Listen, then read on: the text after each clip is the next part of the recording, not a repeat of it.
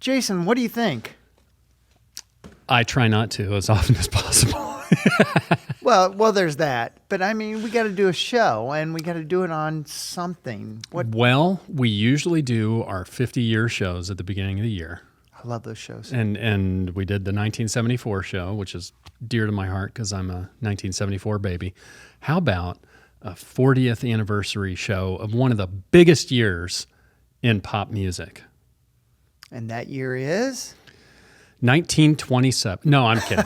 1984. So come along with us, you and George Orwell, on this magical investigation into one of the biggest years in rock. 84. 84. I was hoping you'd say 84 again and we could do a last.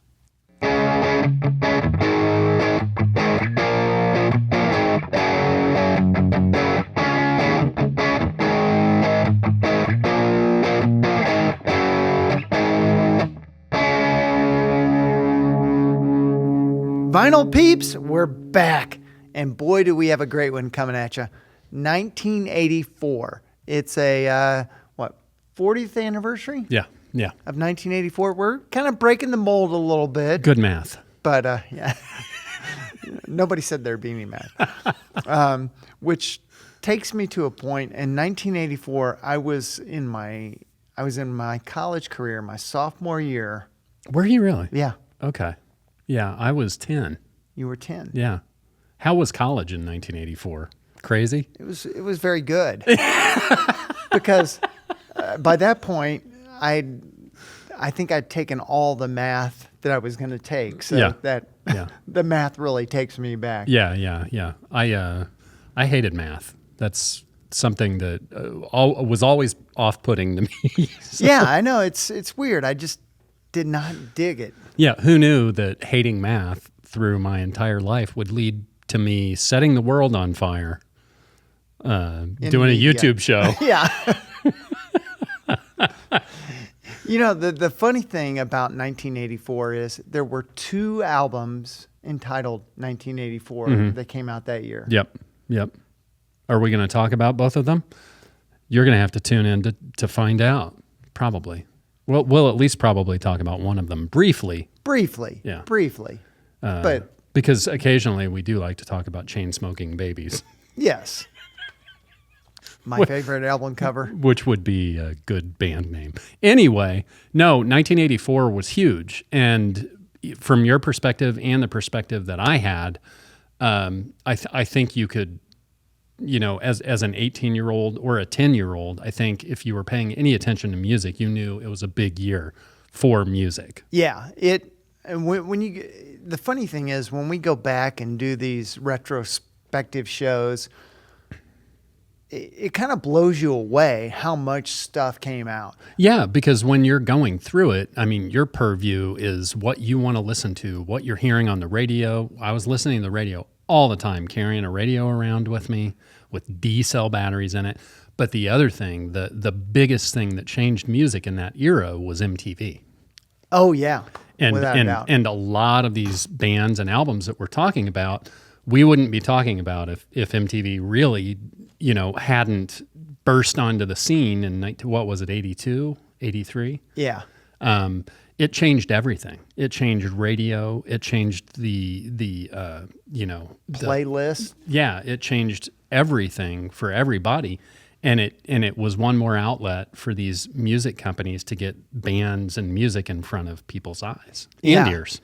Yeah, it was a great way to really get bands that were not getting radio play to suddenly get heard. Yeah. Because in some areas, I'm sure in California, they had a vast, great variety of music on the radio. Yeah. But in the Midwest, we were lucky to have a college radio station that would play something a little bit off the beaten path. Yeah. Because the radio stations were really, for the most part in the Midwest, were all not really top 40, but they were playing either classic hits or well-known stuff. Yeah. Yeah. It was such an important year for so many bands, and it's hard to kind of get through my skull that it's been 4 decades since then. That's what Yeah, I don't like even thinking about that. Yeah, because I mean, having gone through it, having so many like really deep memories from the time, listening to music constantly, which I always did, scratching the hell out of my mom's Beatles records, you know who. To look back on it now and have a wider perspective is kind of crazy. So I think it's going to be fun going through some of these records that came out in 1984. Well, let's just get into it. Let's do it. But before we get to the 1984 records, I want to remind you all to go to our YouTube channel, because that's basically where Vinyl Ventures lives. Vinyl Ventures exists there, and the podcast emanates from it. So you can go there, you can see us do unboxings, you can see us do shorts and all kinds of other fun stuff. Also, YouTube Music, you can choose to listen to the audio of the podcast, or you can watch the video of the podcast on there. And you know what the cool thing about YouTube Music is, John? You can comment as you watch. Yeah. And that's a lot of fun. It's more of an interactive way to experience Vinyl Ventures. So please go to our YouTube channel, check it out, look at all the beautiful work that Jacob Hansen and Keith Toombs have helped us put together on there, and let us know what you think too. The first selection. Well, this one's not going to be on the hit parade. When you're married to Lou Reed, When you're married to Lou Reed, you get certain, what do we say, certain privileges. Yeah. Laurie Anderson, Mr. Heartbreak. I don't know that I've heard anything from this. Probably, boy, Laurie Anderson's songs, I don't know that you would hear much of anything from Laurie Anderson ever. Right. I mean, you've talked about her a lot. Yeah, I've talked. She's a avant-garde kind of performance artist. Yeah. She does a lot of voice manipulation, violent. It's just I've seen her in concert. Talk singing. It's a trippy show. Yeah. It's not something that I would, if you don't like music that's out there, you should stay away. But it's really fun. It's just a different. Every album is a concept album, mm-hmm. and the concept is right out of Laurie's head. Yeah. And I mean, the fact that she married Lou Reed, somebody else, another talk singer I love, he had an album that came out, I think Mistrial may have came out in 84. Oh, yeah.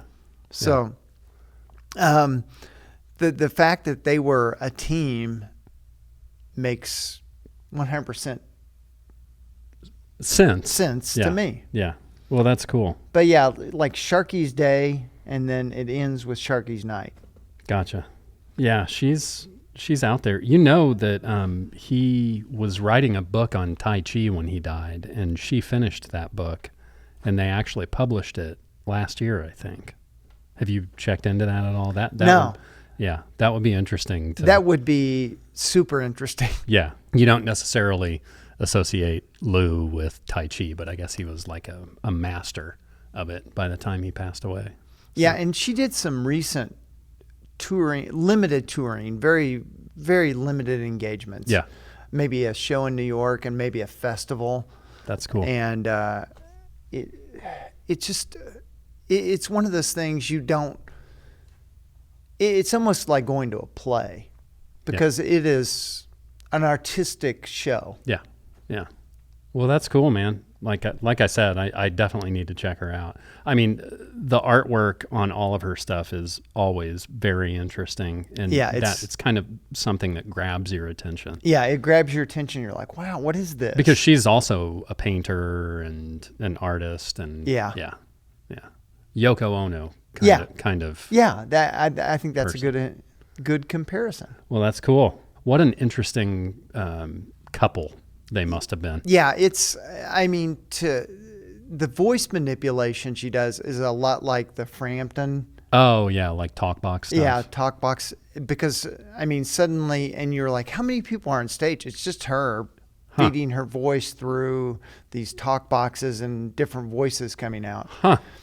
It's probably best attended with some alternative substances. Oh, yeah. Very cool. My first one, it's a guy, this little known dude from a band called Journey, who put his first album, Street Talk, out in 1984.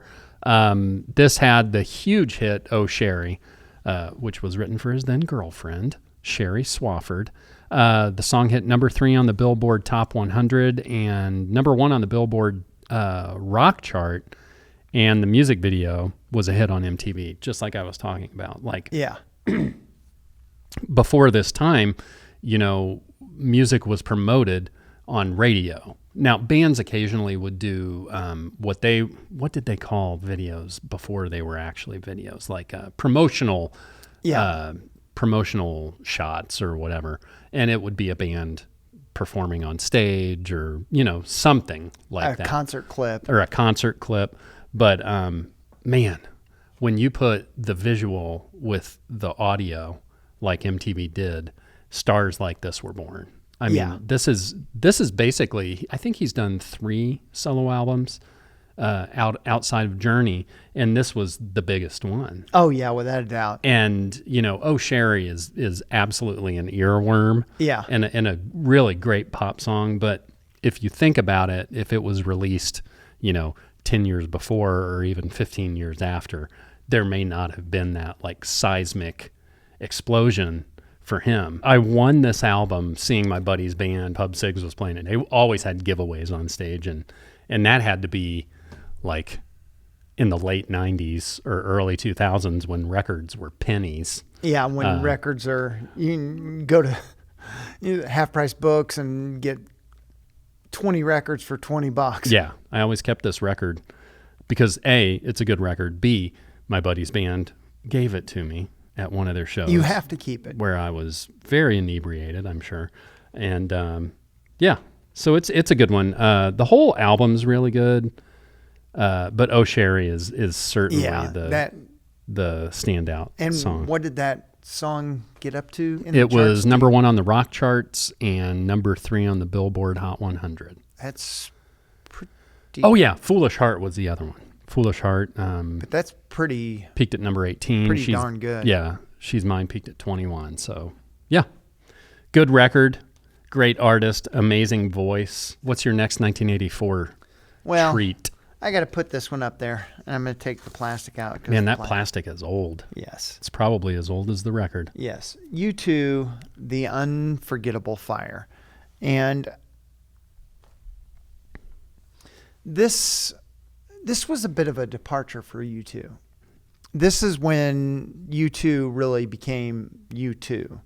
They branched away from their the previous album was War, heavy political album, and this was a little more the band really playing with their songwriting chops and playing chops. This is when U2 started to really take off. Yeah. And become the mega band. This was their first time to really start playing arena shows. I saw them on this tour in Atlanta. And there's, like any U2 song, there's going to be plenty of personal and political songs. And one of Bono's good friends had died of a heroin overdose. And so when he's going through that song, he takes the mic cable and wraps it around his arm. He's just swing. It was a really, really great show. Yeah. They were very young. Yeah. When they became popular. And I'm going to flip this around. I love the cover, that red and just the black and white photos. Yeah. It's very cool. And they had Bad. Bad is the song I was talking about. Okay. I was trying to remember the name. I knew as soon as I saw it, I'd think of it. Didn't they recently do a show on Netflix with David Letterman called A Sort of Homecoming? Probably. Yeah, and I never knew that was the song that opened the album. Yeah. How many times have you seen them? 3 times. Yeah. I saw the October tour, Unforgettable Fire, and then what was the... Oh, the 40th anniversary the 40th. of Joshua Tree. And I actually saw the original Joshua Tree. Oh, okay. That's awesome. Yeah, they So were 4 great. times. That show at the stadium was good, but I was up so high, like to the side of the stage, that they were so microscopically small. Yeah, I was almost right parallel with the side. And it was one of those, I got free tickets, so I hadn't seen them in a long time. Yeah, And I was impressed. It was a really, really good show. Yeah. And I was glad Beck opened. yeah, he was cool. Well, that's awesome, man. I'm hit or miss with you too. Like, I think How to Dismantle an Atomic Bomb is a fantastic record. Records here and there I'm into, but not all the way through. And the big song is Pride in the Yeah. Name of Love about Martin Luther Martin King. Luther King Jr. 2 singles, Unforgettable Fire and Pride, back to MTV. It was made for video. It Yeah. was a great song to do a video tribute. Yeah. Well, since we're doing 1984, I'm just going to stick with another release from 1984. You got to. That's the good thing. We don't have to remember when stuff came out on this show. No, we don't. So Kiss had, this is their 12th album, Animalize. This came out September 17, 1984 on Mercury Records. It marked the only appearance by lead guitarist Mark St. John. And that's a little inside baseball Kiss trivia for those playing the home game. These guys took the makeup off for Lick It Up in 1983 or so, I think. And, that album was a surprising hit with the song Lick It Up. Yeah. And, the rest of the songs on the album. It's considered a pretty great album, but people were skeptical of Kiss's ability to survive in the MTV era without the makeup. If you think about it, the makeup lent itself perfectly to MTV. And they're like, we're getting rid of it. We're getting rid of it. So, expectations were kind of low at that time. Gene Simmons was pursuing an acting career, playing villains in certain terrible movies. So at the helm, it was Paul Stanley. And, they came out with this album, and a little song called Heaven's on Fire became a huge hit. And before you know it, there's Kiss right back in the pop rock music fold again. Well, but I mean, they were positioned well because they had the hair and they kind of had the look of hair metal. So they kind of fell into the right time to take the makeup off. Yeah. Yeah. And, in a continuation of their resurgence after Lick It Up, Animalize was certified platinum. And it was their biggest selling album since 1979's Dynasty. So, wow. They're kind of dressed like street smart transvestites here, but it's welcome to hair metal. Yeah, welcome to the 1980s. I bought this at a show. I don't even know how long ago, but I have the tag still on it. It was originally, if you look up here, that price tag says $2.99. And this has an 11 on it. So I paid $11 for it, probably 10 years ago. Yeah. I have since bought the 20, whatever it was, 14 remasters, 180 gram version. But I really I knew Kiss as they were with makeup. And then when this hit, that song was repeated on radio like every 5 minutes. So this kind of reignited my interest in Kiss. Does this make it into your Kiss top 10? Probably not. Not top 10. No. Top 10 albums. No. There's just so many. That would be interesting. They'd be another good band to do a top 10 on. We should, Jacob, put that on the list. Put that on the dry erase board, which actually is out here. Where'd it go?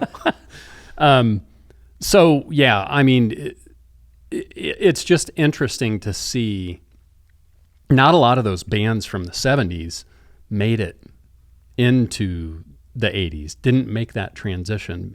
And a lot of them probably didn't didn't take kindly to that visual aspect Yeah. or couldn't adapt Right. to it, But Kiss, set everybody straight and proved everybody wrong by doing it. And then later, 15 years later, put the makeup back on, reunited, set the world on fire again. So, Well, and 84 was one of those years where the new wave punk scene had kind of, I don't want to say crested, but it was starting to be overtaken by hair metal. yeah. That was the new trend. Yeah. And then the other thing that was happening at the same time was hip hop. Oh yeah, hip hop. Burgeoning, starting to come out of the, New York scene. You had Run DMC. They came out with their first album in 84. Oh yeah. Yeah. And so did the Fat Boys. Yeah. So, all of these, it's just an interesting time because all of these styles of music were kind of intertwining.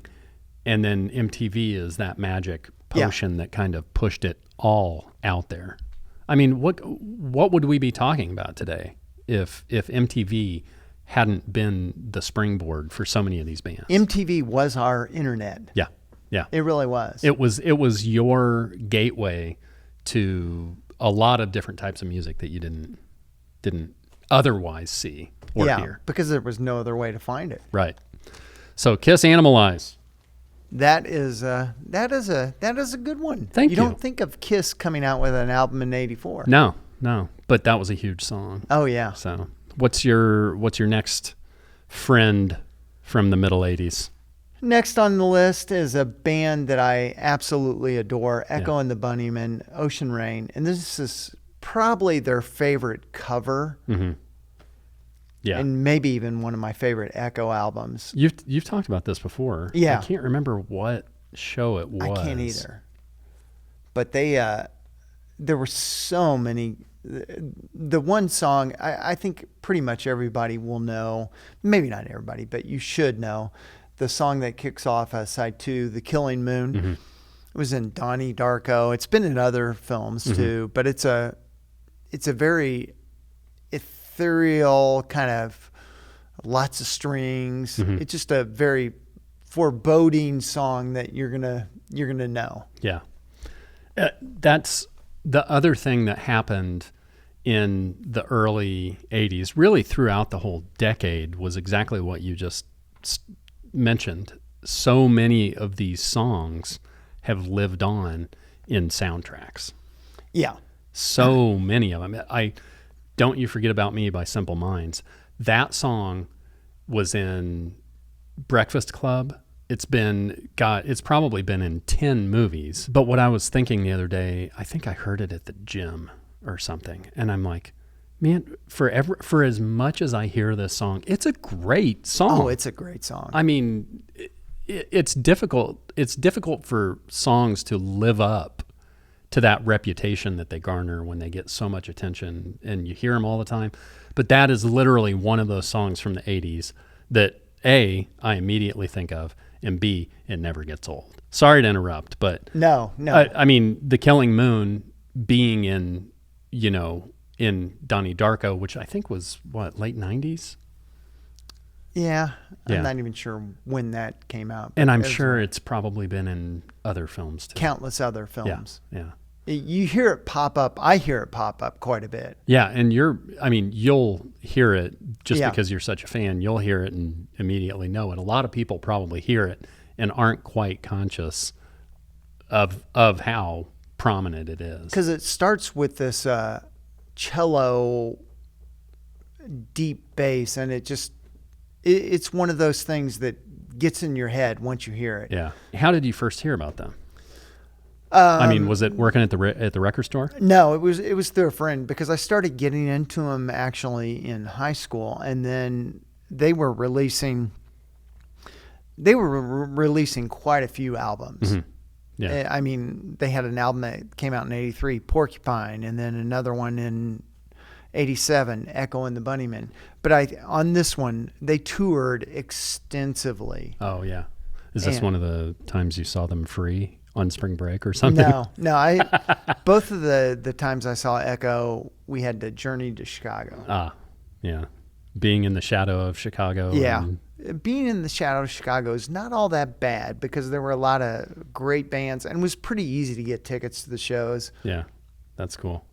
Back when you had to go to a Ticketmaster outlet at LS Airs or Karma or something. Heck, to go to shows up there, because there was no internet, I probably just scalped tickets. Yeah. You used to be able to do that and not have to worry about, counterfeit tickets or... Yeah, it was like, here's the ticket. Yeah. You're good to go. Yeah. And I mean, you could still, for a lot of the bands I was seeing, box offices would not be closed. And right. They were at small venues, so... it was not festival seating, but it was standing. So you just went in and wherever you could worm your way to, that's where you were. That's crazy. They had 2 singles off this album, Killing Moon, of course, and, or 3 singles, sorry, Silver and Seven Seas. This is when they were starting to pop up a bunch. And they were another one who... because of MTV, their name really. Well, there was that huge influx of British bands in the 80s.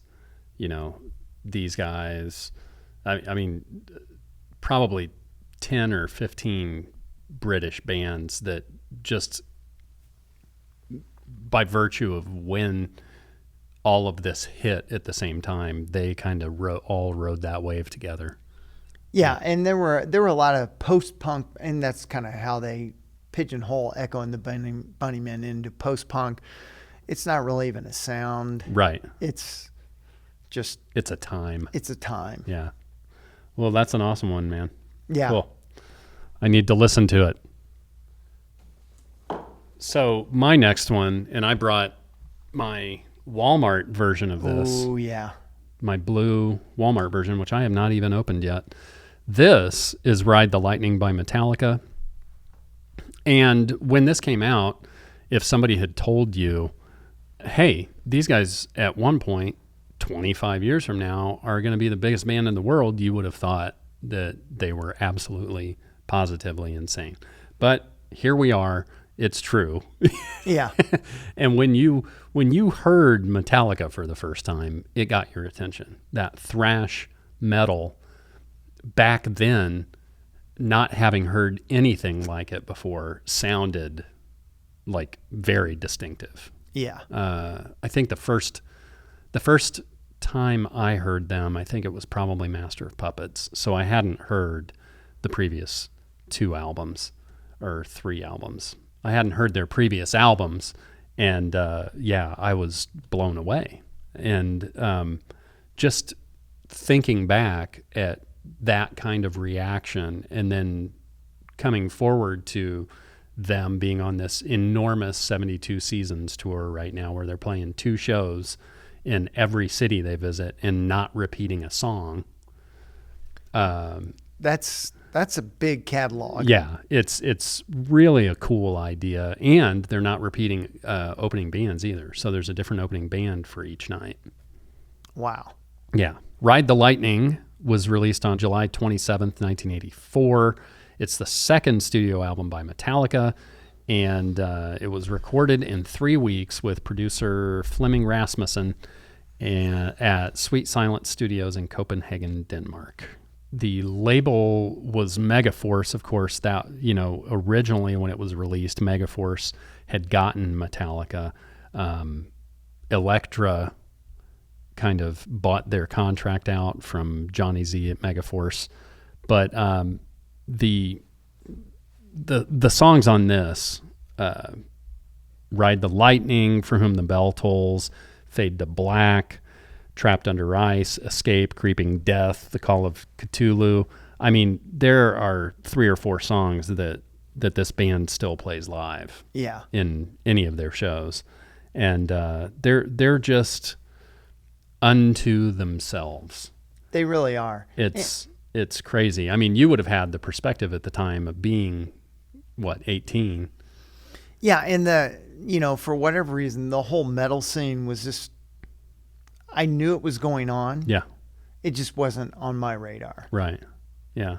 And Metallica was one of those bands that I'd heard, but it just didn't click with me at the time. Yeah. And easy to write off too, because, they're these like dirty looking, teenage dudes playing really fast hard rock music.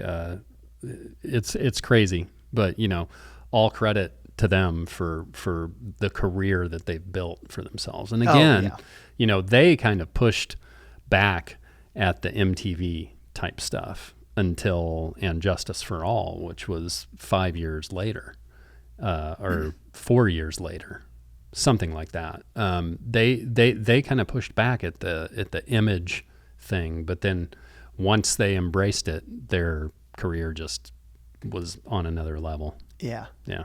And these Walmart presses are actually pretty darn good. Yeah. Yeah. They sound good. They have fun colors. Yeah, I've bought a few of the Walmart pressings, especially of stuff that I, still don't have. Yeah. And if I see it, if I'm there for, peanut butter or whatever, walk over to the record section. It's weird because some of their record sections are just completely desolate. I've walked into a few that are just almost empty, which I think is them like clearing old stuff out and bringing new stuff in. But and they have weird sales. Yeah. Like it'll just, there's always a holiday sale, but then they'll have a weird random sale where different Walmarts are clearing out stuff that doesn't sell. Yeah. And when they clear stuff out, they knock it down. Them and Target, both. Yeah. But I never end up being there when, I'm never in the store when the good deals. You see chatter on different sites about, it's like crap. Yeah. But no, this is a cool one because I have seen the blue, and it's very cool. I have when they re-released these like 6 years ago on their own label, Blackened. I got it then. I actually have bought all of those. But Walmart's kind of changed the game. They really have. It's pretty crazy for a company where when they were selling CDs, one after another. They wouldn't sell anything with like explicit lyrics or anything. So there would be edited versions of those albums, and now they threw that baby out with the bathwater. Yeah. Just who cares if they say the F word? That's okay because we're making big money on the vinyls. But yeah, love the live performance shots of them here. Of course, the price tag $22.97. I bet you didn't even pay that for it. I think I did. Oh, did you? Yeah. That's still a reasonable price for a a new album. Yeah. I think some of these Walmart presses are become very collectible. Very collectible. So what's next? I think I know. Yeah. Something I've talked about many times. Yes. Sushi and the Banshees, Hyena. Yeah. And this was, I believe, the last album that featured Robert Smith from The Cure on keyboards and guitar. And Hyena was, the opening track is Dazzle. And it featured strings played by musicians of the London Symphonic Orchestra, a 27-piece orchestra, and it really ramped up where the album was going. And there's this is the one that we talked about it on our covers because Dear Prudence, a Beatles cover, is on this. But I adore Sushi. Yeah. I just like that. It's another band that falls in that post-punk. That's definitely a buzzword for me. Yeah. Or a buzz genre. Why don't you move that closer to you? I should. Yeah. I will. You're struggling. You need a cane with a cane finger on it that you can just. So two singles, Swimming Horses and Dazzle. Dazzle is an amazing song. Yeah. And I like those songs that are rich in all sorts of instruments and music, and are just not like your typical rock, where you have drums. Yeah. Multi-layered, Yeah. different vocal arrangements. And songs that have ebbs and flows. Yeah. Yeah. Movements. There you go. Yeah. Yeah. But let's see. Rolling Stone Album Guide gave a 3 out of 5 rating, which is kind of not great. I would have done more. Rolling Stone. Yeah. They've reviewed some albums questionably over the years for sure. But there's some elements on the album that have kind of a spaghetti western feel. It's all across the. It's not all across the board. I mean, it's in the same genre. But when I was able to see Sushi on the first Lollapalooza tour, mm-hmm. and when they played Dazzle, it was, everybody was smashing up cups and throwing them in the air, and it was like. And there may have been other substances involved. It was amazing. It's one of those things you just sit back, oh, this is incredible. An experience. It was an experience. Not just a concert, an experience. Yes. And I'm sure, are they still active? Maybe. I'm not positive. She may still do some things here and there, but it's not, I don't think they're putting out new material. Mm-hmm. It's pretty much living on the old heydays. Yeah. Well, I get it. I mean, she managed to be a very distinctive character in a sea of distinctive characters in this era in 84. And that would have been hard to do. Yeah. And there's a picture of, and it was done for like a Phil Donahue show or something. But there were Sex Pistols groupies, and she and Sting were both Sex Pistols. It tells you how influential the Sex Pistols were. Yeah, yeah. Was Sting a Sex Pistol? I know he was a huge fan. He was a groupie. They were, and that was the thing. I mean, the Sex Pistols created a situation where everybody who really liked music had an avenue to get into music. Yeah, to pursue it. Yeah. Okay, so that's Sushi and the Banshees. Hyena. I couldn't remember the name either. I had a moment. Well, You're up. Since you were talking about Robert Smith, his last association with Susie and the Banshees was that album. This is The Cure's 5th album, The Top. And this is a recent acquisition for me, so it's kind of kismet that we're doing in 1984. Yeah. I'm not a Cure guy, but I ended up getting this from a friend.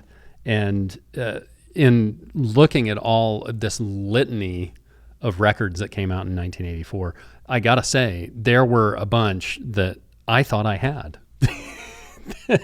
And I'm almost certain I have, but when I reorganized and put my collection back in order, I think there's still stuff that got misplaced. So there are things from 1984 that I expected to just walk up and pluck out that I can't find. And I still haven't found my Highway to Hell that I had. Yeah. I never do that. I never let people borrow music and CDs or vinyl. I mean, I'd let you or but not in general. I know some people that are like, hey, take it. Whatever, Yeah, I to never loaned albums either. Yeah, but it's just it feels like such an assault when you're looking for a record and it's not there. Yeah, and when you're responsible. Yeah. Anywho, The Cure, The Top. This is the 5th album by The Cure, released on May 4, 1984.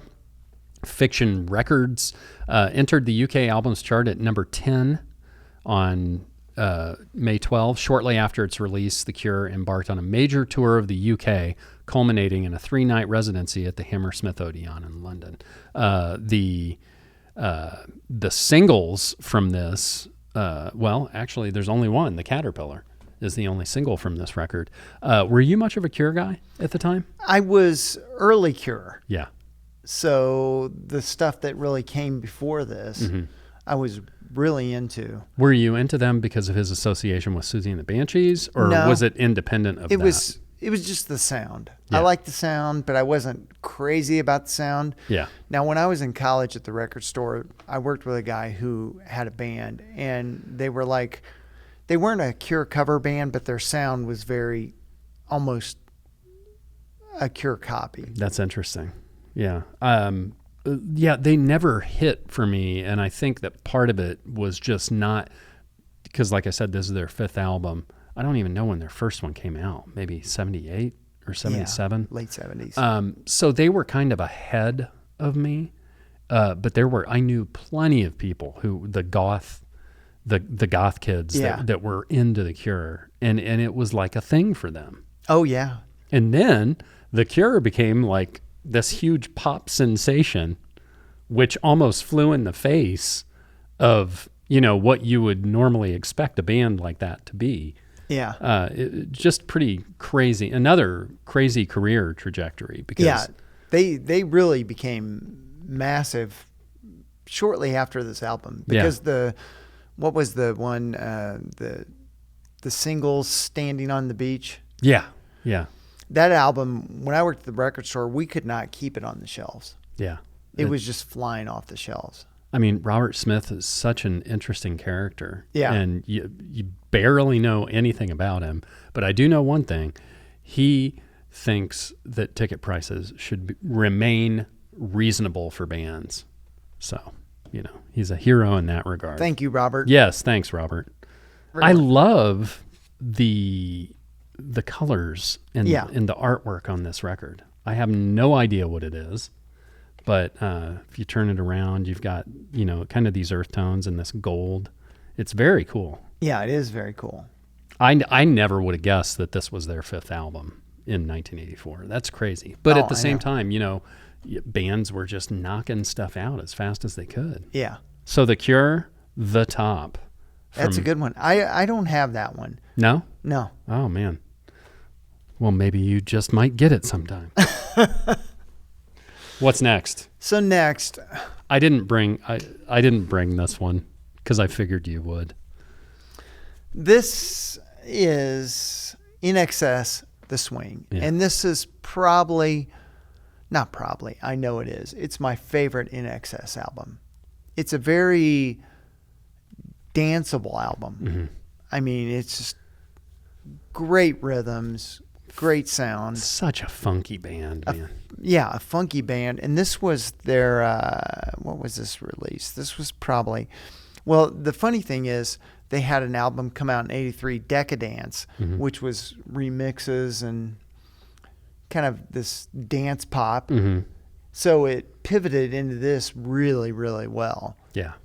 Such a huge band at the time. Again, these young, good-looking dudes from Australia with the chops that they had. Yeah. Just a moment in time, and, they just took off. Michael Hutchence, fantastic frontman. Oh, maybe one of the best. Maybe, yeah.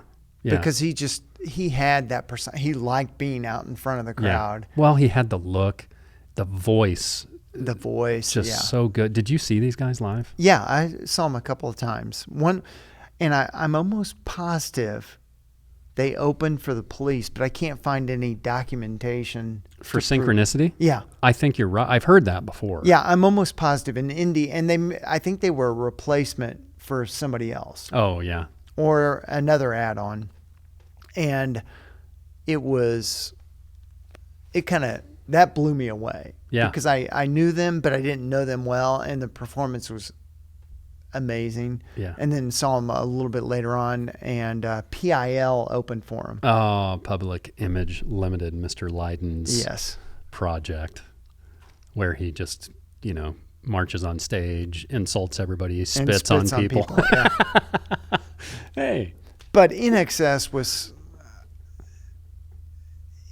it's one of those things. I could not get enough of this record. Yeah. I mean, heck, they had 4 singles. Did they? Original Sin, I Send a Message, Burn for You, and Dancing on the Jetty. Oh, okay. Cool. I didn't realize there were that many singles off this. Well, and they were another band that took full advantage of that MTV Yeah. marketing because they were made for it. Yeah, for sure. Will was a pretty big NXS fan, right? But, Yeah. But I think for him, it's, there's more to Australia than NXS. And we wanted him to talk about other bands Right. that the populace hadn't really heard of. Yeah. You can't turn away from NXS. Such a huge band and at a perfect time. I mean, in Australia, this was for 5 non-consecutive weeks from early April to mid-May. It was in the top 100 for 100 weeks. Wow. So they were taking their homeland. They were taking the world. Yeah. Which that's another thing is just because a band is popular in one place does not mean, if that's not where they're from, does not mean that they're necessarily popular in the other. Like the one that comes to mind is Def Leppard. They were not like the huge hit in the UK that they were in the US when they broke here. Yeah. It took them a long time to become that popular in their homeland, which is crazy. But it sounds like NXS just took it all over at once. Well, they'd been around for a bit. I mean, this is what, their 4th album, or? Boy, some of the early releases are Australian only. So there were a couple of releases. There was Shaboom Shabop. 4th or 5th. Yeah. That's what I was figuring. Well, that's great, man.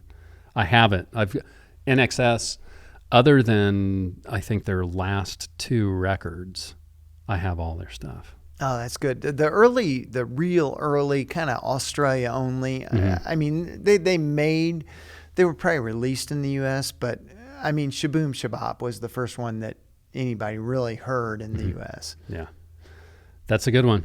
Yeah, NXS. I love this album. That's awesome.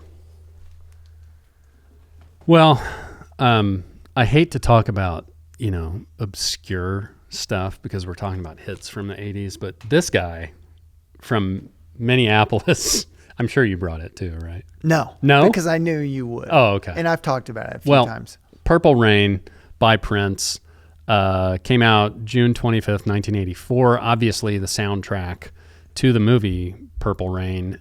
This album is the 6th studio album by American singer, songwriter, producer, and multi-instrumentalist Prince.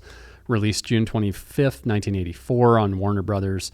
It was musically denser than Prince's previous albums, emphasizing full band performances and multiple layers of guitars, keyboards, electronic synthesizer effects, drum machines, and other instruments. Now, the singles from this, here we go.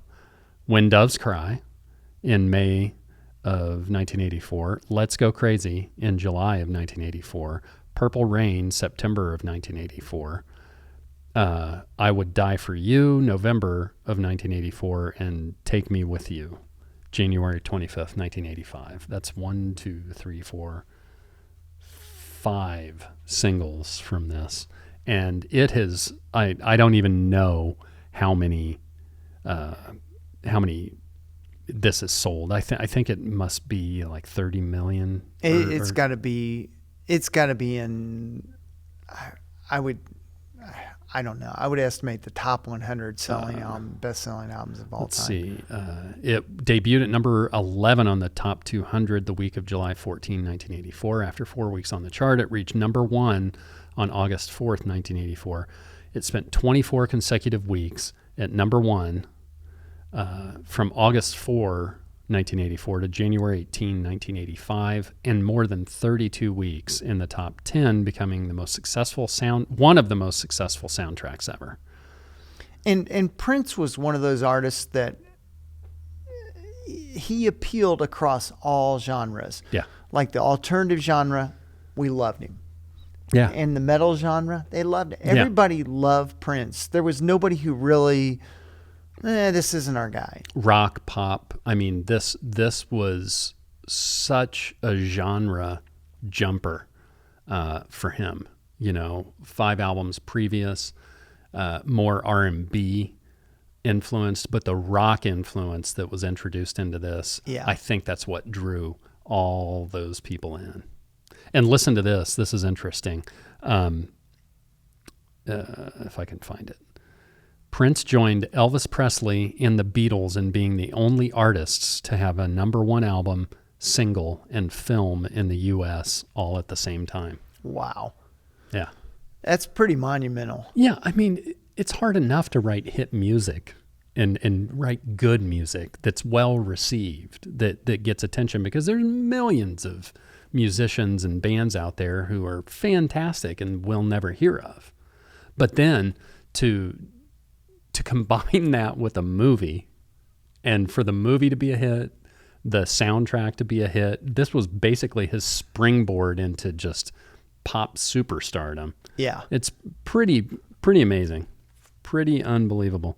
I always thought that the cover of this and then the back cover, it's awfully hard to read. Super hard to read. You've got all the flowers and stuff, but it's Prince. It is. He was one of a kind, and I feel like him passing away when he did, it just left a huge void. Yeah. In pop music, and because he was still putting out some really terrific stuff. Oh, he put music out all the time. I mean, he was vital and prodigious all the time. But it's a huge loss to the music community overall, for the reasons that you said, because everybody, you may not love everything he does, but man, what a talent. And what he did for that Minneapolis music scene. I mean, there were so many other bands that were not like him. Yeah. That came after him, and bands like him, like The Time and yeah. I mean, all those bands were created by him. I mean, he had his hands in all of those bands. Sheila E. I mean, the list goes on and on and on. Yeah, his influence was just. It's hard to even put a number on it. Yeah, I love his quote about, everybody thought that like when he became a star, he'd move to L.A. and he stayed in Minneapolis. Yeah, he stayed in Minneapolis. Keeps the riffraff away. But Purple Rain, I mean, Let's Go Crazy, I really loved because of the rock influence. The other stuff, the more dance type stuff, like I was never a big fan of When Doves Cry. I mean, but God, that song was on constantly. Oh, yeah. All the time. I'm carrying my little boombox around, and it's That's All by Genesis, and When Doves Cry, and all the stuff from this, and Panama, Van Halen. I mean, what a crazy mix of music. Well, and this is certainly one of those albums that you want to hear front to back. Yeah, yeah. It kind of the track listing, the order that it's in is what you want to hear. I don't know how people don't listen to whole albums nowadays. Oh, yeah. I mean, sometimes I don't, but there are those certain albums that I've got to listen to. Yeah, it's all like, the way through. Or if I'll hear a mix and I'll hear one song, I want to hear the song that comes after it on the album. Right. Exactly. Yep. So Purple Rain, kiddies, go out and check it out. If you haven't, yeah, I'm sorry. You might just like it. You'll love it. Another band that pretty much dotted my career in music, REM, Reckoning. Yep. And this was their second album, and I think every year I was in college, REM had an album. Which is, I mean, that tells you how much of a force they were in the mid-'80s. Yeah. Yeah. They just needed that springboard, They were huge. Yeah, and this is, they had 2 singles, South Central Rain, going back to Rockville, both songs had parentheses, South Central Rain, and going back in parentheses, Rockville. Yeah. I don't know why. Because Michael Stipe it worked for Michael and the crew. He's a parenthetical kind of guy. He certainly is. And they had a lot of critical fame after Murmur. Yeah. And this just sent it to another level. Yeah. This is from Athens, Georgia area. Oh, like many of the bands, like Prince with Minneapolis, REM, Matthew Sweet, so many people coming out of that Athens, Georgia, like college music scene. Yeah. I mean, really, there were so many music scenes. We talked about Minneapolis going on at the time. Athens, Georgia was another one where all these bands were producing all kinds of stuff. And the funny thing with this, it's produced by Mitch Easter and Don Dixon. Mitch Easter had his own band, Let's Active, and they had an album that came out that year also. Yeah. B-52 is also from Athens, Georgia, Yep. I think. So there were some great bands out of Athens. It's interesting the way the music industry, once something big happens somewhere, like Prince in Minneapolis. Yeah. Then they just focus in on that and try to exploit all the other stuff in it. It happened in LA, happened in Seattle, happened in Athens. I mean, it's every time it happens. And then there's that, time it takes for those bands to chug along and get popular and for people to have the knowledge of them. And then they just start churning it out. Making the sausage. And this is when labels really mattered. IRS, of course. There's the little IRS man down in the corner. Yep. Very young looking REM. Michael still had hair. Michael still had hair, and Bill Berry still had the caterpillars above his head, above his eyes. What a great band. I mean, yeah.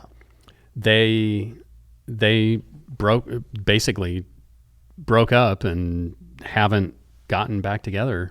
I know. Since then. It was this album was recorded in 16 days. Wow. And in December of 83 to January of 84, and they really wanted, Dixon and Easter really wanted to capture their live performances, but they went with this, and it was magical. Yeah. This really kind of started their ascent. Yeah, and it reached number 27 in the U.S., which is pretty darn good for an alternative band. A little-known alternative band from Athens, Georgia. Yeah. We've talked about the cover before. It's kind of out there. It's a trippy cover. Yeah, kind of a snake, right? Snake winding around. Yeah. Or maybe it's intestines. I don't know. It could be. Somebody get Michael Stipe on the phone. I'm sure he's the reason for it. All right, so that's REM. Awesome. Reckoning.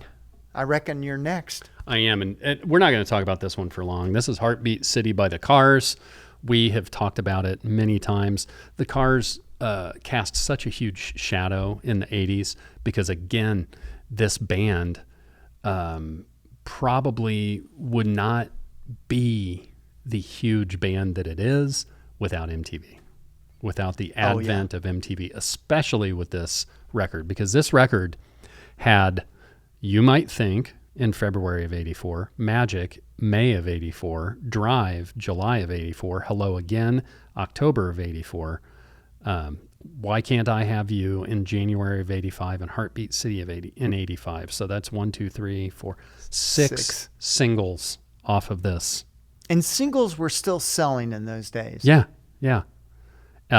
Produced with Robert John Mutt Lang. Mutt produced Def Leppard. Mutt produced AC/DC. Mutt produced and married Shania Twain and did this album too. His fingerprints are all over popular music from the 80s. Yeah, there's tons of those guys out there that are just diving into all sorts of music in the 80s and producing. I mean, a lot. The list just goes on, and a lot of former rock stars turned producer are making their mark in the 80s. Yeah. I mean, Rick Ocasek, became a huge producer. His biggest band that he worked with was Weezer, but he's produced records for all kinds of bands too, and a lot of like little known bands that you never would have associated him with. But anyway, I just wanted to mention, I know we talked about this on the last show, so I just wanted to quickly mention, and it bears mentioning, the Cars are a treasure. Maybe not the best band in terms of live performance, but God, the songs are so good. Timeless. Yeah. All right. That's a good one. Thanks. So I do my best. Next on my list, Madonna, Like a Virgin. No. That came out in 84. Yeah. But how about the Butthole Surfers? Oh, okay. Psychic, Powerless, Another Man's Sack. They're different. When you have a name like Butthole Surfers, there's no songs on the back. This was their... I was just looking at the back cover. This was their first release. Yeah. And they're a little band out of Texas. Talk singer. Yes. Oh, yeah. But they were Cake before Cake was Cake. Yeah, you're right. And they were on Touch and Go Records, another small label, a lot like Sub Pop. Yeah. But they were very, I mean, when they came out in 84, it was different. They didn't really become big until the mid 90s. Right. Which it took them 10 years to really take off. With the song Pepper? I think it was. Yeah. Pepper. Yeah. Which is really their only hit. Yeah. Quasi hit. Yeah, it was, I think they were starting to take off really in the UK because the UK was more receptive to, hey, this is kind of a different sound. I mean, avant-garde type a stuff. lot of things in the 80s and around this time were trying to take off. Like there was a kind of a new psychedelic scene happening. Yep. There were all these different scenes that were trying to take off, and they were just like, they're like the Residents, they've got these weird songs that are with just bizarre instrumentation and very weird titles. Yeah. I mean the covers definitely strange. Yeah. I don't think I've ever seen this record. It's got kind of like this cherub angel on the back. Yeah. When you have songs like Eye of the Chicken, Concubine, Dum Dum, Lady Sniff. Eye of the Chicken, is that like Survivor's first stab at Eye of the Tiger? Yeah. We need a intimidating animal to sing about. How about a chicken? That sounds delicious. And the songs run all across the board. They've got a minute 56 song, Gary Floyd. And then they also have a 6:22 song, 6 minutes and 22 seconds, Cherub. Wait a minute. That's so weird because I just said this looks like a cherub on the back. Yeah. Well, that's the baby, the cherub. That's the cherub. Yeah. Cool, man. Yeah. Do you have any of their other stuff, or is this? Oh, yeah. Do you? Yeah, I like them quite a bit. They're definitely different. In the Wheels House. In the Wheels House, yeah. Oh, wait a minute. There's a new there's a new segment in the Wheels House. Yeah, Gibby Haynes. When I don't know actually how many albums they've released, but they, to keep going until the mid 90s, they definitely have over 10 albums. Yeah, that's cool, man. We have never talked about the Butthole Surfers on the show. I know that was another reason I wanted to bring it. Their name has come up because I remember talking about Pepper, but we were talking about a different band. So very good, man. Yeah. The Butthole Surfers initial release, 84. You know, this may not be the place to talk about it, but how do you surf a butthole? It's difficult. Very, very carefully. Next up, the Smiths. And I can't say I'm a massive Smiths fan, but, you know, it came out at a time when there just wasn't a lot of stuff like this. Yeah. And it was one of those bands, if you're into alternative music, you got to check out the Smiths. And I had some of they were one of those bands that put out a bunch of 12-inch singles before their first album. They only have 4 albums, but they had several 12-inch singles that came out before this. And the only single really off this was What Difference Does It Make? Morrissey can be a polarizing figure. Yeah. Yeah, he winds up being a lot of memes. Yeah. Everything you don't like about music, there's a picture of Morrissey. You know, he's a staunch vegetarian to the point where if he's playing at a festival or something and he can smell meat being cooked in the air, he'll like walk off stage. Yeah. I mean, you know, he's not afraid to share his opinion. No, not at all. And I think at one time he was kind of billing himself as an asexual. Mm-hmm. Like he had no sexual affiliation or attraction. Yeah. I remember you did that in in 2003? Oh, yeah. Yeah. Why not? Yeah. Didn't work out all that well. And this was a big critically acclaimed album. Everyone from, you know, the UK to Australia to Canada to the US loved this album. Yeah. And I think how did it do in the US? I know in the UK it was like spent 21 weeks on the top 100 charts. In the US, probably not as much, just because they weren't as known. Yeah, it was big in Europe. And a lot of times Johnny Marr, the guitarist, is forgotten about. Mm-hmm. But he was a great guitarist. Yeah. Huge part of the band. Yeah, huge part of the band. Well, it's hard not to be overshadowed in a band where Morrissey is the singer. Yes. I would think. And yeah, I've never been a Morrissey guy. I've never been a Smiths guy, but you know, a lot of people are, obviously. Oh yeah, I mean I liked them, but I wasn't crazy about them. Mm-hmm. It's one of those bands. I can take them or leave them. Yeah. But they were a big part of the college career. Yeah. Yeah, I bet. That's cool, man. The Smiths. The Smiths. Here's another one we're just briefly going to touch on. We have talked about Tina Turner. She's made it to our She Sides, selling She Sides down by the seashore. Private Dancer is the title song from this album. This was released May 29, 1984. And listen to this.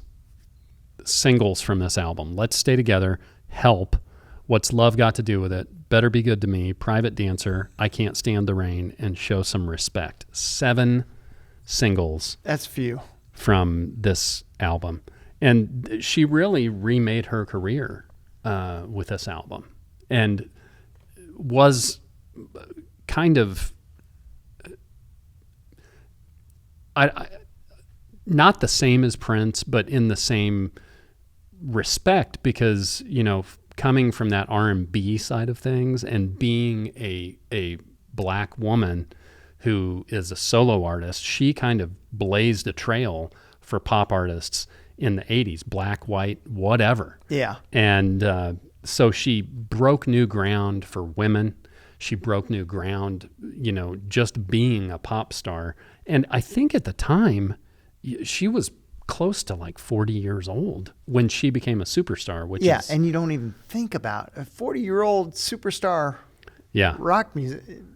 Yeah. It just doesn't compute. Yeah, she is amazing, and her legacy is very firmly planted, and she was able to transcend that career that was kind of built with her by Ike and everything that the two of them did. And if you haven't seen What's Love Got to Do with It, you got to see that movie. Yeah. It's a fantastic movie, but what an incredible woman and what an incredible legacy that she's left. Yeah, I just wanted to mention it again because Tina Turner gets all the respect in the world. Yeah, that's a good one to definitely bring up from our good old 1984. What's next? Another band I adore, The Replacements, Let It Be. And this is one of each of their album covers are iconic, but this one is really iconic where they're sitting on the roof of a house. I've seen pictures of this house in Minneapolis. Yeah, in Minneapolis. Yeah. And one single, I Will Dare, and they were still becoming a well-known band. This was their third studio album, and they fall into that post-punk thing too, but it's just rock and roll. It's straightforward rock and roll. Kind of garage rock. Yeah. Yeah, garage rock's probably a better. Peter Buck was rumored to produce this album, but the band considered him as a possible producer, but then it just didn't work out. Yeah, I have this too, and I almost grabbed it, but I'm like, there's no way Wheels isn't bringing this. Yeah, I had. Didn't they just do a remix of this? They've done. No, wait a minute. It was that was Tim. No. It was the Handshake. Pleased to Meet Me. Pleased to Meet Me. Yeah. I thought that there was another. They may have. I mean, there's so much stuff getting remixed and remastered and re-released.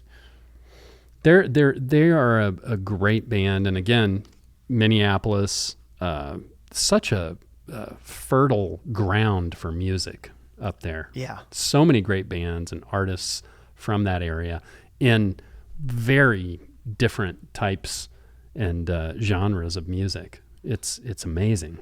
Yeah, and they were known for being they were banned from SNL because of their drunken antics. Yeah. And this album has some kind of still some pretty sophomoric titles. Gary's Got a Boner.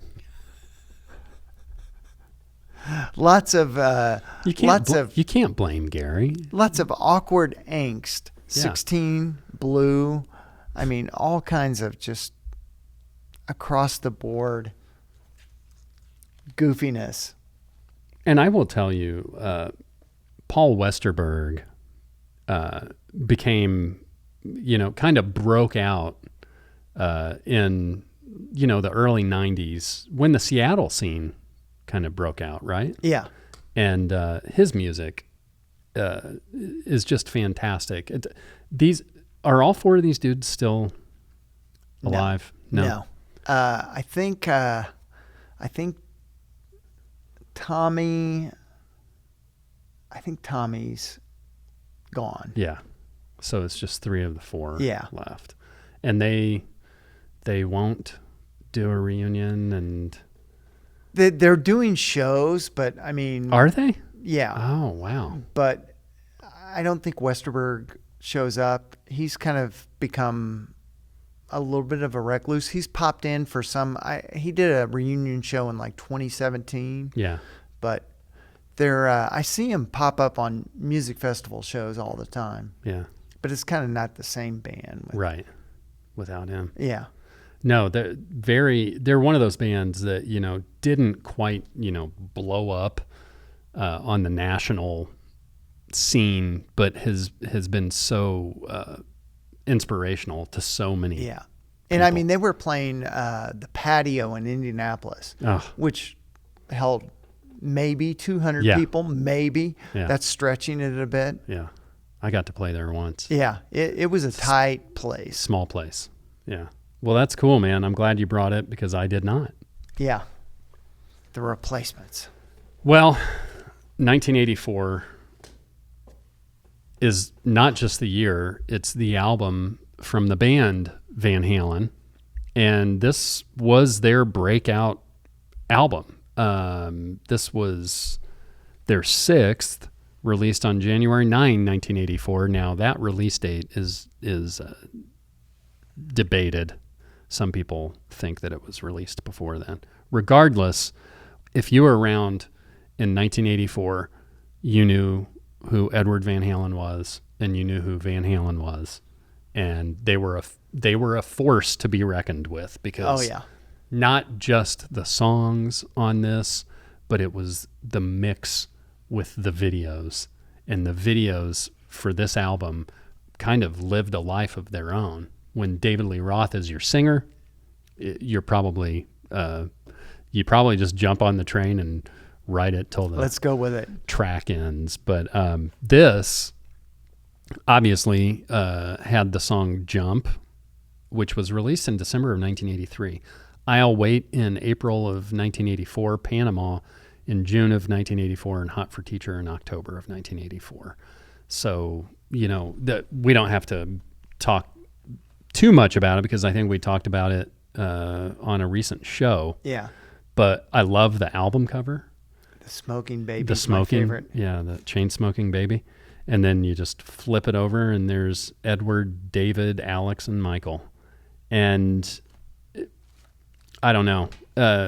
It's bittersweet, looking back on this because I just went to a show with Bill, who does our deep disc dives with us. I saw Mr. Big in Cincinnati with him last week, and we were literally in the front row. I was like this far from Billy Sheehan.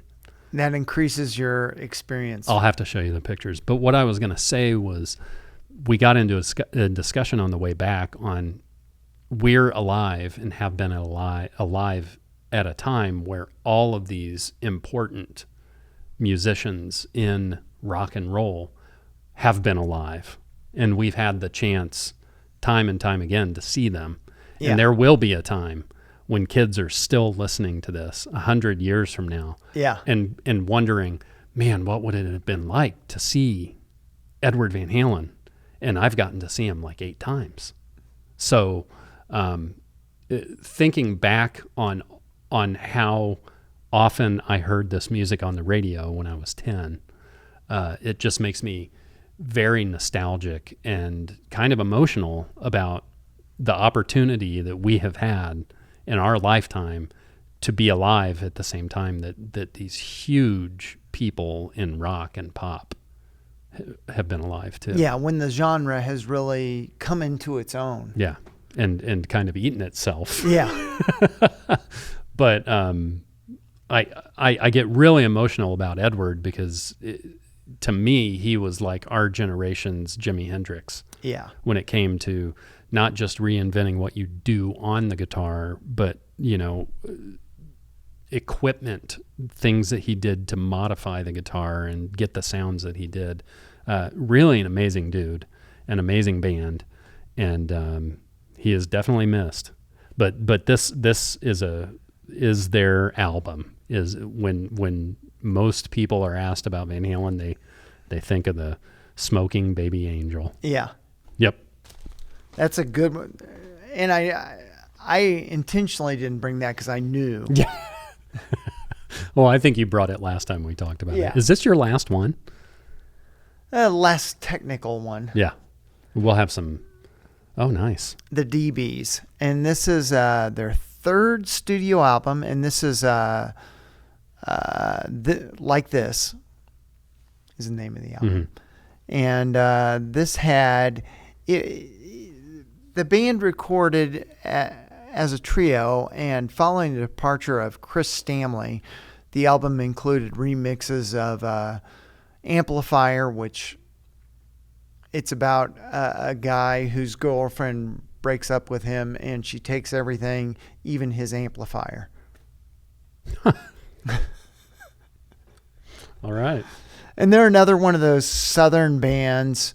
I think they may have, they're a power pop group, and they were formed in New York City, but for some reason, I think of them always being in Winston-Salem, North Carolina. I think all the members are from Winston-Salem, North Carolina. Interesting. But they were formed in New York Cool.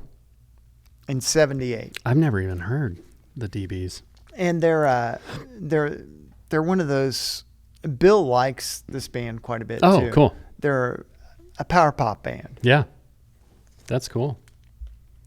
I like the cover. Yeah. Almost looks like the Ramones.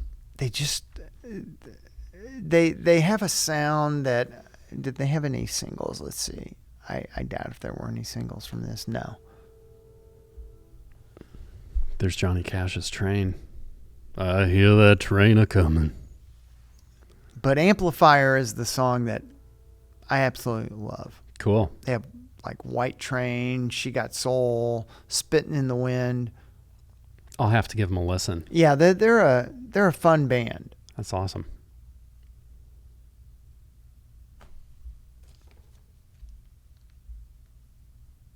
Produced by Chris Butler and the DBs. Yeah, and at the time, the way I found out about a lot of bands was through a publication called Trouser Press, which was like it was, where Cream was maybe more metal, it was more alternative. Or underground. Underground. Yeah. Yeah. That's cool, man. Very cool. I like it. Just the cover for some reason makes me think of Talking Heads. Yeah, it's very much in that vein. Yeah. That's cool. Well, in the shadow of the train passing by, I just watched the new 3-part John Bon Jovi documentary, which is called Thank You and Good Night, I think. And man, even if you don't like the band, you got to watch this. Bon Jovi. This is the first album from the band, and I'm not the hugest Bon Jovi fan, but there are definitely albums and parts of their career that I really like. But he recorded this basically himself, working at the studio where I think his cousin or his brother worked, and he'd record it in the off hours. So when there weren't paying bands in there to record, he would come and record it. He didn't even have a band per se at this time. Put the band together after he was done with it, which you see right here. And I watched the documentary. He's had some noted vocal issues on his last tour, and the documentary centers on that. Like you wouldn't think that a guy like that would be like, yeah, let's make this the focus. So and then they tell the story of the band around that, him trying to come back from that and having vocal surgery and doing all these different treatments and stuff. So I really gained a huge respect for him watching that, because it's like anybody that's that huge of a star can be like, no, we're not. I'm done. People don't need to know this. Yeah. But it is, and it's really great. So if you get a chance, you should watch it. Yeah. One thing I did learn is that the keyboardist in the band, who John Bon Jovi went to high school with, his name's David Bryan. He is a character. I mean, he really is an interesting dude, and the way he tells stories and stuff, it's really cool. So if you get a chance, check that documentary out. But I got this in New York City when my wife and I were there. I got this from a flea market. The great flea market sale. Yeah. And it's not one you see a lot. So, this has She Don't Know Me, Roulette, and the big song off this one is Runaway. So, but this band has become one of the big bands in the world. Oh, yeah. And then the rift with John Bon Jovi, with the band and Richie Sambora, that's all covered in the documentary too. So Neat. I'll have to check that out. Yeah. I'll do some quick rapid fire. Yeah. Rapid fire. Minutemen, double nickels on the dime. Definitely. SST in LA. Yep. And you can't really talk about, and that was a double LP.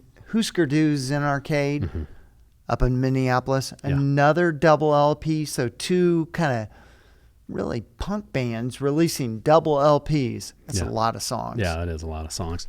I just have a couple metal things to refer to. First off, Power Slave by Iron Maiden came out in 1984. Just a great album, a great band. If you've never seen them, go see them. It's an experience. I mean, they put a show on. And the longer their career has gone on, the bigger they've become. They've never had a radio hit. No.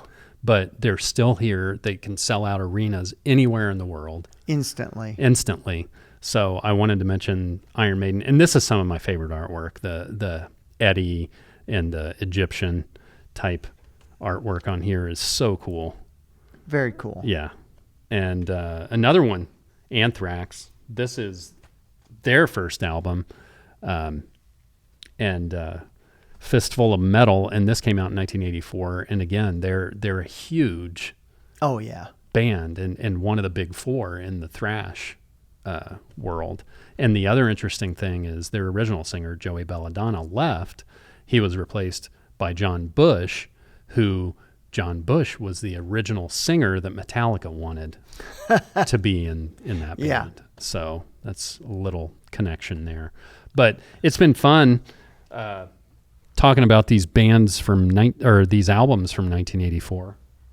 Yeah, I'm not kidding. I could have brought 100 albums and I would still left some on the shelf. And that's the opposite of me, because I said, it shouldn't be hard to find albums from 1984. And I kind of struggled because there were some that I couldn't find. Yeah. That I thought I had. I don't know what the hell is going on in my house. Maybe I got some little record gremlins coming in. There's so many bands that were coming out with albums, and it was in my peak buying time. Oh, you know? So there's so many I have. Yeah, that's great. And that, I think that probably speaks to, because you have most of the records that you've had your whole life, right? Yeah. You never got rid of them. A lot of people did. Yeah. And, I had a handful from that year, but I was, 8 years behind you. But it is such a seminal year in rock and pop. And we could probably do a whole other 1984 show, 1984 part 2. Yeah, I could do that right now with the stuff that I have that I haven't even talked about. You could bring 10 records for me. Yeah. But again, those landmark markings of time, 10 years, 20 years, 30 years, 40 years. I've heard a lot of people talking about 1984 just because of that 40th anniversary. Yeah. And when I started digging into it, I'm like, this is something that we need to talk about now. We may not be doing Vinyl Ventures in 10 years. I mean, can you imagine? I can't imagine that it's been 5 years since we started. But time flies when you're having fun. Yeah, time flies when you're having fun and you're spending way too much money on records. But we want to thank you guys for coming along with us. We want to thank you for checking the show out on YouTube Music. We want you to go to our YouTube channel and check out all the wonderful video nuggets that Jacob Hansen and Keith Toombs help us put together. We do unboxings. We do 3 things which inform you about a band or an artist in 30, 40 seconds. We want you guys... Oh, wait a minute. I mentioned the unboxings, right? Yeah. Well, we've kind of come to the end of the boxes that we have to open. So if you guys know of anything that's coming out that you'd like to see opened before you commit to buying it, go ahead and get us on our socials and let us know what you'd like to see us open. Anything else, John? Nope. Tell us what some of your favorite releases from 1984 are on our socials, and tell us what you want to see us open, what you want to see us talking about. Give us other themes for shows. I think that's it. That's the litany of stuff, right? There could be a bunch more. Yeah. Anyway, we want to thank you guys for coming along on this little trip with us. That's Wheels. I'm Jay, and we'll see you all the next time around.